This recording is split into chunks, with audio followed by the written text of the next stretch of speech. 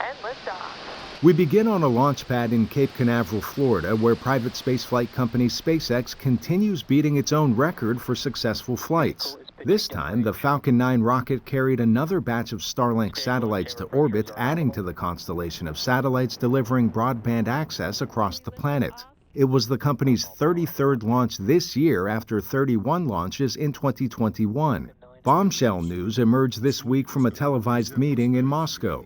Russia's new space chief Yuri Borisov told Russian President Vladimir Putin the agency will pull out of the International Space Station, or ISS, after 2024. Russia's announcement followed the 47th anniversary of the 1975 Apollo-Soyuz mission between the U.S. and USSR, which marked the first international space partnership.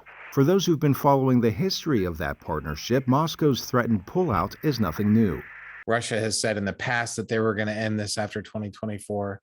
They're saying they're going to start their own space station. They've been saying for decades that they're going to build new capsules to replace the Soyuz, new rockets, space stations, moon. You just hear stuff from them constantly, and the vast majority of it never happens. So are they really going to end their participation in 2024? I don't know. The announcement follows a tandem spacewalk this week between cosmonaut Oleg Artemyev and Italian astronaut Samantha Cristoforetti.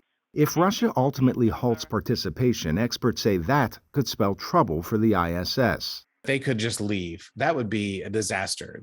Our segment doesn't have a propulsion module. The American segment points the station up, down, left, right.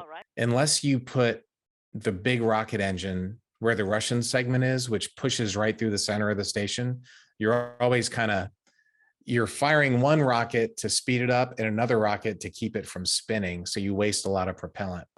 Colonel Virts added that the federal government could incentivize private spaceflight companies like SpaceX and Axiom Space to fill in the gaps created by a Russian departure from the ISS. U.S. officials expressing disappointment over Russia's announcement, which comes as Moscow weathers international sanctions over the invasion of Ukraine. It's an unfortunate development given the critical scientific work performed at the ISS, the valuable professional collaboration our space agencies have had over the years, and especially in light of our renewed agreement on spaceflight cooperation. Fire.